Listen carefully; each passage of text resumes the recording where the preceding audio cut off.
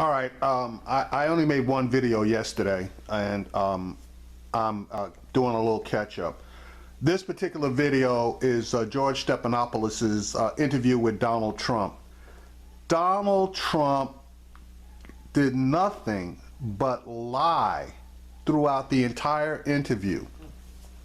I'm going to point out the inconsistencies during this interview, and then it's up to you to make your own mind. This man is an insult to America. Now, the video I made yesterday, I basically called this guy the Antichrist. And you know something? I'm not going to back away from that. This guy is the antithesis of all that is good in this country, all that's good within this world.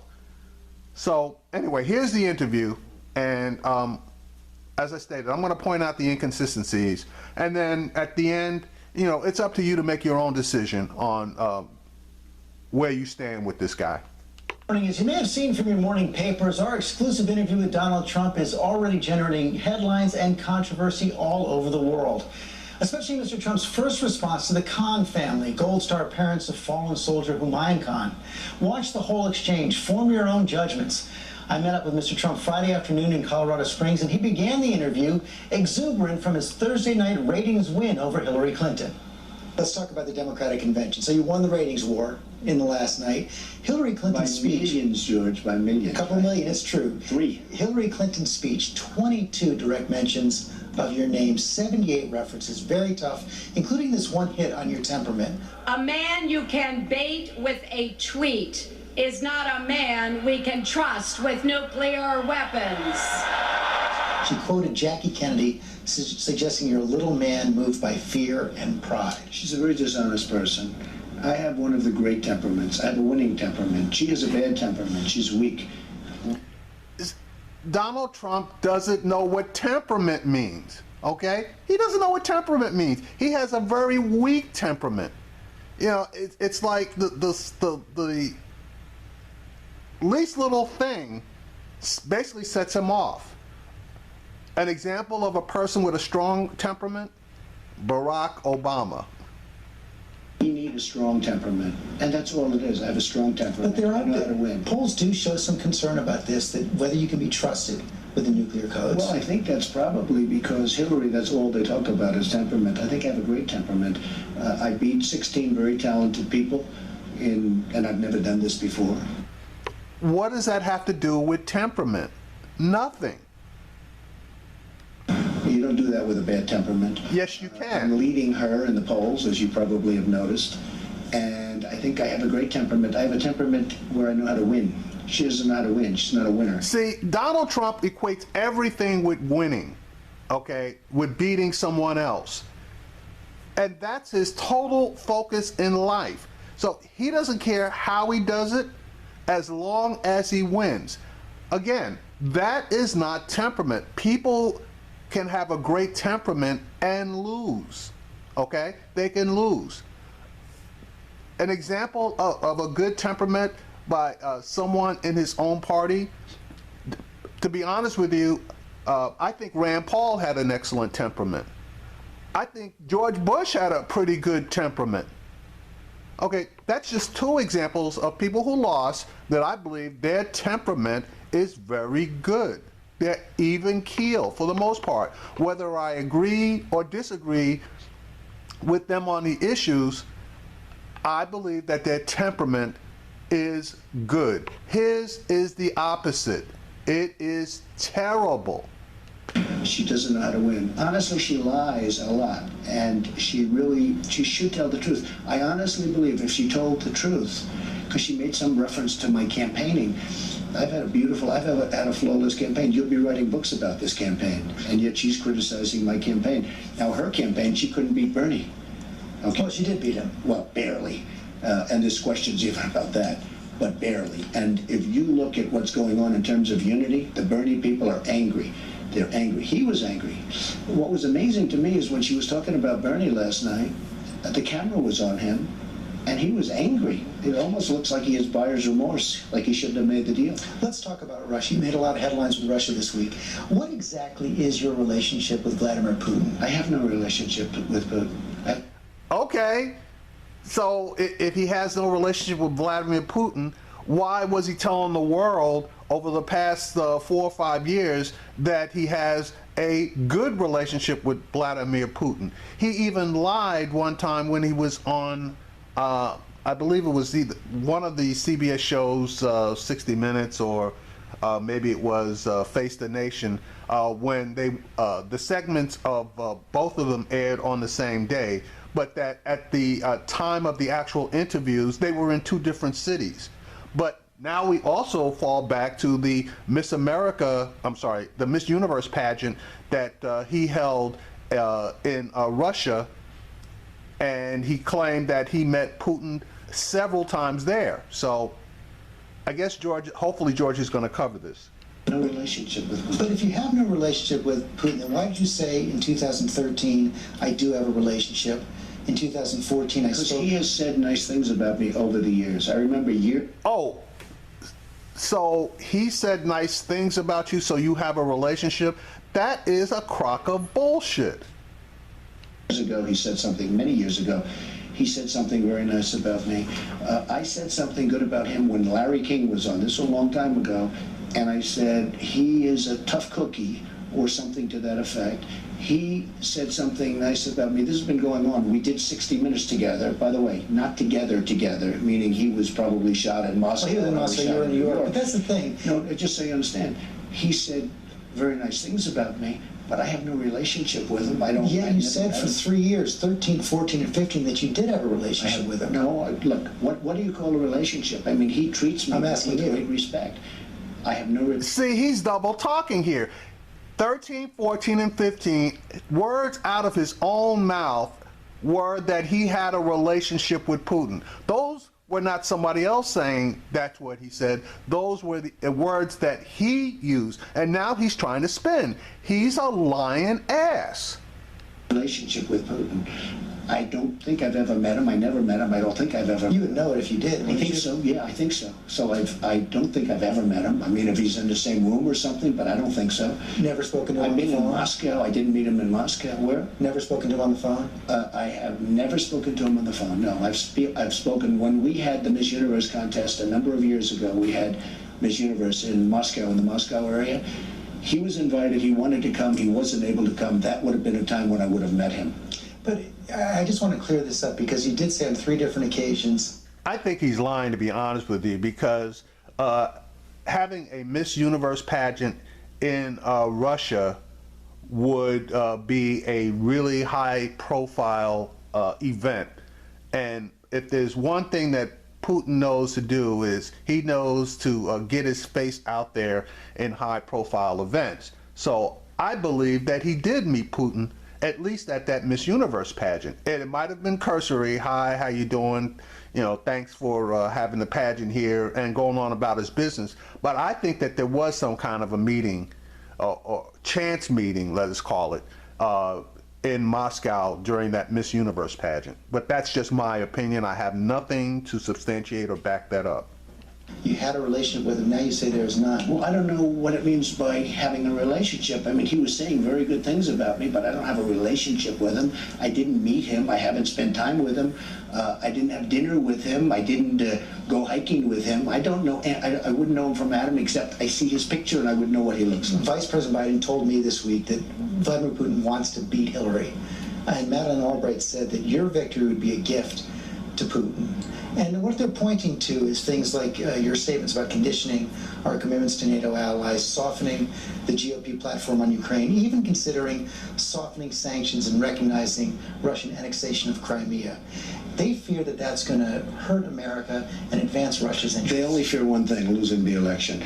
If our country got along with Russia, that would be a great thing. When Putin goes out and tells everybody, and you talk about relationship, but he says Donald Trump is going to win and Donald Trump is a genius, and then I have people saying you should disavow. I said I'm going to disavow that. But when Putin says good things, and when we have a possibility of having a good relationship But if with we have a Russia, good I think relationship that's by good. bowing to his annexation We're not of going to be Crimea, is bowing that to a good anybody. Hey, thing? George, you know me pretty well. I don't bow, okay? I don't bow. But if we can have a That's bullshit. You do bow. You do bow when people flatter you. Let me point a couple of things out, okay? Donald Trump says that he is all for coming out of NATO if the members of NATO basically don't pony up all of the funding for defense. Putin is all for the United States coming out of NATO because it basically will lead to, more than likely, the dissolution of NATO. Donald Trump is not for supplying the Ukraine with offensive weapons in order to defend themselves against the Putin and Russia. And he can say this all he wants, that he is not aware of pulling out that particular feature from the platform, okay? But there is nobody out there that can tell me that Donald Trump's people don't do exactly what Donald Trump wants. Otherwise, they are no longer his people and they are out. So he knew full well that his people pulled out that supplying of the Ukrainian people with offensive weapons. He knew full well that he was going to get that pulled out of the Republican platform. Anybody out there think that Putin doesn't agree with that, so that the Russians would have an easier time if they went in to attack the Ukraine? Number 3, he is all for Putin coming into Syria and controlling and helping Assad maintain control of Syria. Okay? Donald Trump's all for that. Okay? Because it would, I guess in his mind, have less of our boots on the ground and be less costly to us. Okay? Putin is all for that. Okay? Because that helps him to stabilize Assad and take control of the country back over for Assad. So Putin has a vested interest in trying to help Donald Trump become president because it would make his job a whole lot easier. And Donald Trump is being used here by Putin, and Trump is too stupid to realize it because Putin is playing to his ego. And if there's one thing a person of power cannot see coming, is somebody that's going to screw them because they play with their egos enough for them to relax their guard, and then they get the shiv. Let's continue. Relationship with Russia, and if Russia would help us get rid of ISIS, frankly, as far as I'm concerned, you're talking about tremendous amounts of money and lives and everything else. That would be a positive thing, not a Even negative. if that means conditioning our commitments to NATO, as you said? No, because you're not going to do that. NATO is going to be just fine, but NATO countries, we have 28 countries, many of them are taking advantage of us because they're not paying. So we're protecting these countries and they're not paying. And when people leave that last part in, everybody agrees with me. I'm all in favor of NATO. I said NATO's obsolete. I was asked a question by one of your competitors, and I said NATO's obsolete because it's not taking care of terror. You understand that. And it turned out I was right. A lot of people gave me credit for that. Then, 3 months ago on the front page of the Wall Street Journal, they said NATO to develop a terror division. And somebody who's supposed to be very extraordinary is put in charge of it. That was all because of me. So I was right about that. I was also right about the fact that NATO, we're being taken advantage of by NATO countries. Totally advantage of. Why did you soften the GOP platform on Ukraine? Here comes the next lie. Get ready for it. I wasn't involved in that. Honestly, I was not involved. Yeah, I was not involved in that. I'd like to, I'd have to take a look at it, but I was not involved. Do you know what they did? They softened it, I heard, but I was not involved. They took away the part of the platform calling for provision of lethal weapons to Ukraine to defend themselves. Why is that a good idea? Look, you know, I have my own ideas. He's not going into Ukraine, okay? Just so you understand. He's not going to go into Ukraine. All right, you can mark it down, you can put it down, you can take it anywhere He's you already want. there, isn't he? Okay, well, he's there in a certain way, but I'm not there yet. But Okay, see, so now he's just contradicting himself twice. Number one, he said he didn't know anything about the removal of the offensive weapons for the Ukraine. Okay, but that's bullshit because his people don't make a move unless he authorizes it. Number two, he said that the Russians weren't in the Ukraine, and then George Stephanopoulos had to state that no, the Russians are already in the Ukraine, and then he backs up and says, well, they're not really, in there a whole lot. So he knew that they were in the Ukraine. He lied. He lied. Obama there, and frankly, that whole part of the world is a mess under Obama. With all the strength that you're talking about, and all of the power of NATO, and all of this, in the meantime, he's going away. He takes Crimea. Okay. Oh, folks, by the way, Donald apparently didn't know it, but the Ukraine is not part of NATO. So we don't have any defense agreements with them. If we had, the Russians would not have invaded. He's sort of, I mean, But you said you might recognize that. I'm going to take a look at it. But the people of Crimea. Okay, so now he's trying to play both sides again. He, in prior interviews, has said that he might recognize Russia's annexation of Crimea, which is part of the Ukraine. The Russians are in there and they're occupying it right now. It is an illegal occupation. Donald Trump's stupid ass doesn't even realize that, and he's talking about allowing the Russians to annex a part of another country. I'm willing to bet you if the Russians wanted to annex a part of Alaska, I think we might have some real issues with that one. From what I've heard, would rather be with Russia than where they were. And you have to look at that also. Now, that was under, just so you understand, that was done under. That's bullshit. That's just like people in Texas saying they would rather have their own state away from or leave the United States to become their own country, blah, blah, or become part of Mexico. They wouldn't become part of Mexico, but become their own country. That's bullshit. If the people don't like it, they can leave. Just that's both in Texas and that's in the Ukraine. If they'd rather be with Russia, very simple. They can pack up and drive across the border and they'll be in Russia. So that argument doesn't fly either. Obama's administration. And as far as Ukraine is concerned, it's a mess. And that's under the Obama's administration with his strong ties to NATO. So with all of these strong ties to NATO, Ukraine is a mess. Crimea has been taken. Don't blame Donald Trump for that. You've seen it. We'll do better, and yet we'll have a better relationship with Russia. And having a good relationship, maybe, and having a good relationship with Russia is a good thing, not a bad thing. You've said you have no investments in Russia, but do you owe any money to Russian individuals and institutions? No.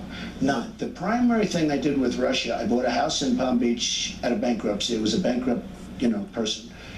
I bought it from the banks. I bought it for about $40 million. I sold it for $100 million to a Russian.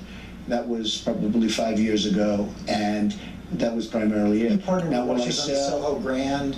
Will I sell? Oh, many years ago. I don't think they're Russian. I think there were other people, but there were various partners. Will I sell condos to Russians on occasion? Probably. I mean, I do that. I have a lot of condos. I do that. But I have no relationship to Russia whatsoever. No debts. No debts. I have very little debt to anybody. I don't need debt. It's very interesting. I'm so liquid. I don't need debt. And if I need debt, if I want debt, I can get it from banks in New York City very easily. You know where I'm going to take this next. Americans can be assured on that if they saw your tax returns. My tax returns are very simple. They're under a minor audit, routine audit, as they have been for many years. Every year I get audited. Now, I don't know if you get audited, but I have friends that are very wealthy that never have been audited. I say, do you get audited? I get audited every year. I'm under a routine audit, like routine, and I have been for years, every year. But there's If it's some of these finished, that are no George, longer it's very audited. simple. Yeah, but they're all linked. It's called the link. It's very simple. If my audit's finished, that's great. Now, I have to tell you, I watched Mitt Romney 4 years ago. He waited till September to give him just before the election. They made him look so bad. It was so unfair. I actually think he didn't lose because of the 47%. I think he lost because of a couple of really minor items in a tax return where he did nothing wrong.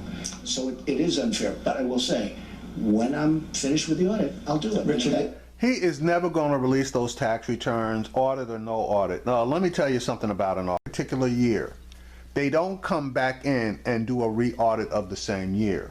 What they normally will do is, if they're going to, let's just pick numbers. Let's say they audited you in 2010. Okay, you cleared the audit, everything was fine or wasn't fine, you made whatever the adjustments were, they re-review it, they're satisfied, that particular tax year is locked in. Now let's say they are going to audit you for 11, 12, all the way up to 2015. They are going to use the year of 2010 as a base and then move forward. They're not going back into 2010. Okay, they are going to go, because they're going to go into 11, 12, 13, 14, and 15. Now, if they find irregularities, obviously they're going to follow the trail. Okay, so if for whatever reason they missed something that was in 2010 and something from 2015 leads them to 14, 13, 12, 11, and into 10, okay, normally that can happen. So he's right, that can happen, but it normally doesn't. And the only time it does is where they find something that was illegal that was done. They normally don't dig down into something that was minor, you know, a minor misunderstanding over a tax rule or policy. But if they find something illegal, they're going to follow the money. So if he did something illegal in 2010, and I can't believe that, because, you know something, let me back up. He claims that they audit him every single year, okay? So if they audit him every single year, he was audited in 2014, 13, and 12.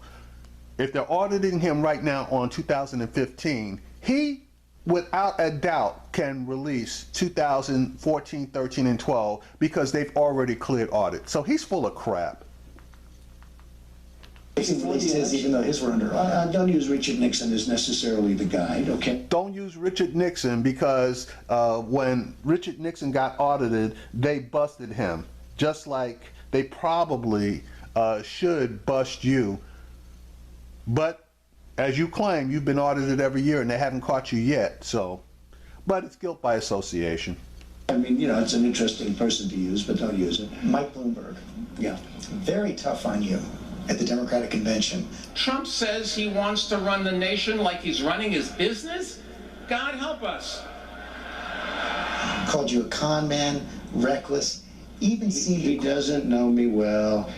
Michael Bloomberg, when he had a problem in Ferry Point, which is a massive job where his administration was a mess, they couldn't get it built, they called me, I took it over, I got it done in a year. Michael Bloomberg couldn't get elected dog catcher in in New the York. past you said he was a great mayor. Sure, he was good, but his last term was terrible. He did a terrible thing his last term.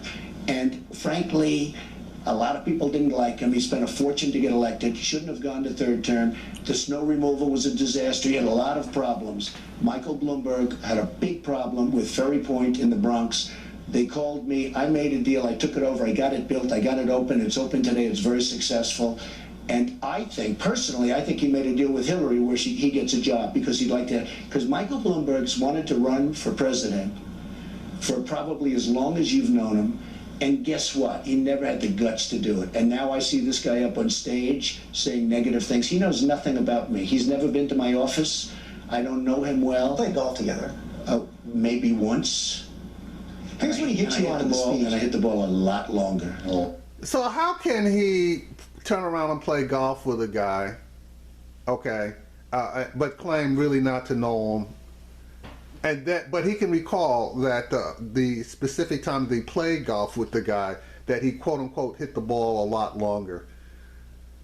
No, that's another one, Donald, is talking out both sides of your face. not better. He hit you for hypocrisy in the speech, for selling products made overseas, gaming the visa system to hire foreign workers at low wages. And just this week, BuzzFeed reported that Mar-a-Lago is putting out applications for 78 more visas for foreign workers, even though the... Should I tell you about it? Mar-a-Lago is a very successful club in Palm Beach, Florida, the Mar-a-Lago Club. And during the season, it's very, very hard to get employees. The local employment agency said they have more than 1,000 people. We in their interview, and we database. have a lot of people. We come out with a lot of people, but it's very, very hard to get people in Palm Beach during the Palm Beach season. It's called the Palm Beach social season. And what we do is we sometimes have to bring people in.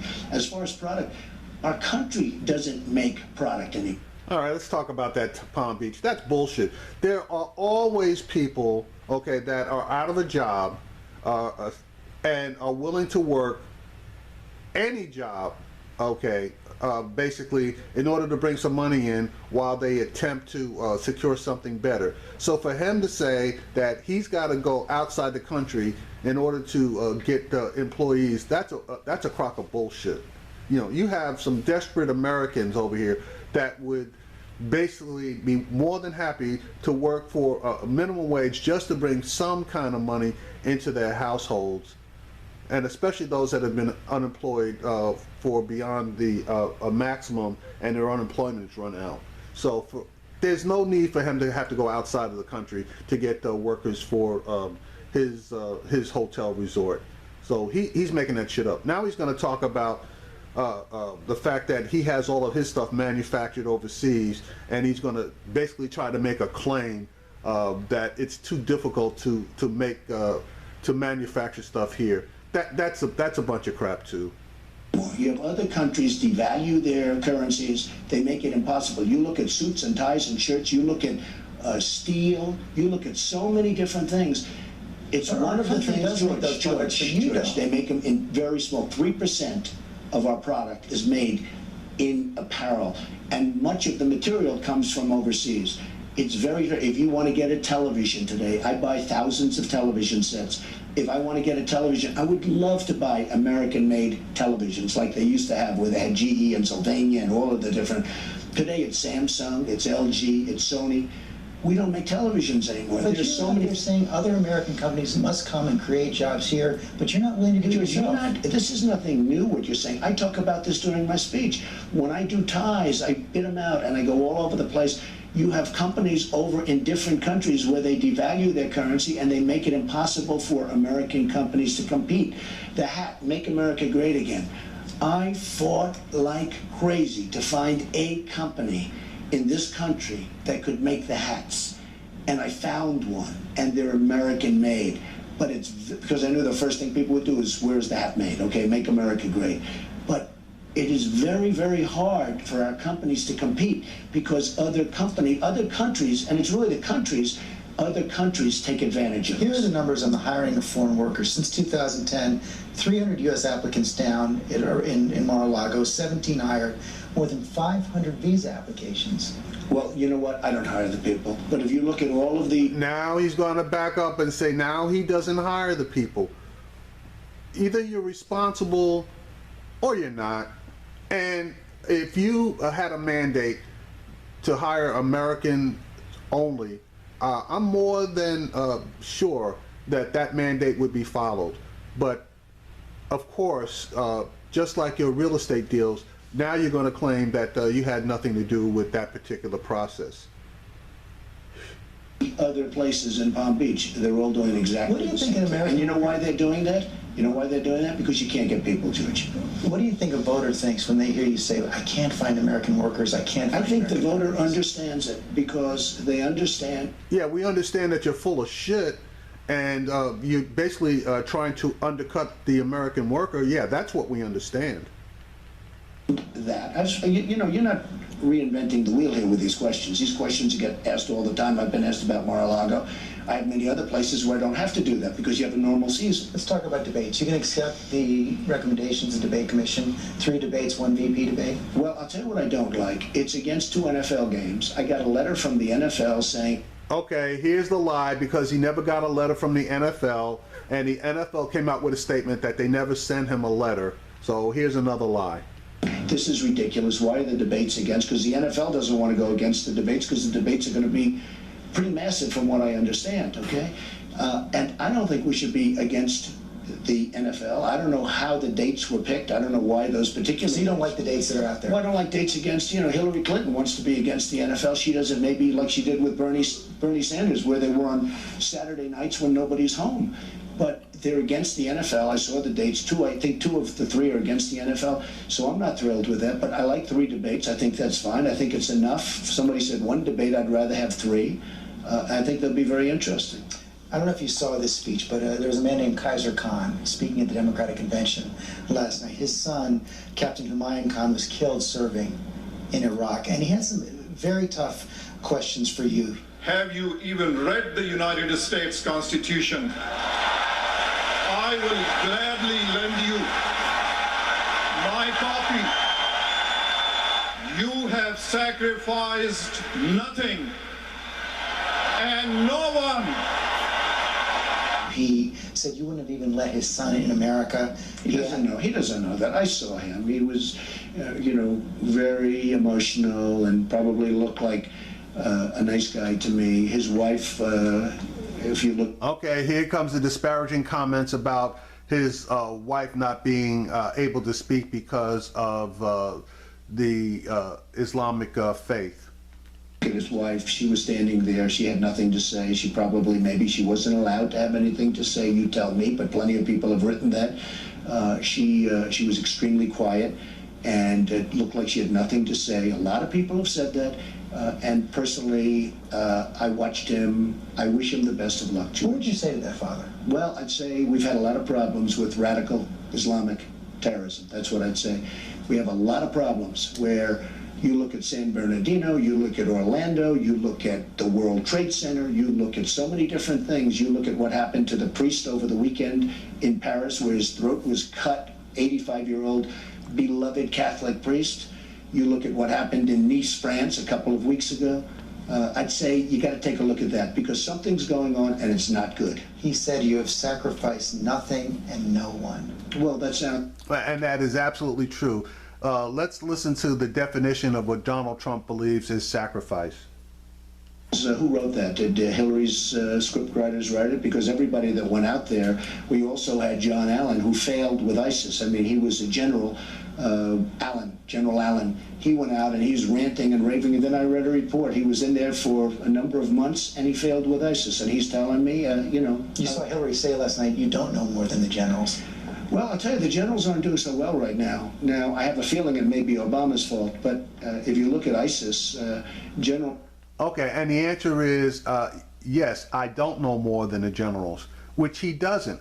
But here he goes spinning again. He spun against that general that was in command of, I guess, the arena for 4 months. Who the hell is going to be able to defeat ISIS in 4 months? So that was a crock of bullshit. And now he's going to try to defend the fact that he says he knows more than the generals. Give me a fucking break.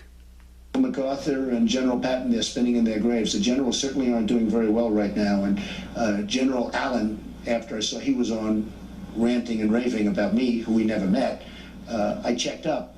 Guess what? They weren't so happy with him. He didn't beat ISIS. He didn't do even well with ISIS. How would you answer that, Father? What sacrifice have you made for your country? I think I made a lot of sacrifices. I worked very, very hard. I've created thousands and thousands of jobs, tens of thousands of jobs, built great structures. I've had tremendous success. I think those are sacrifices?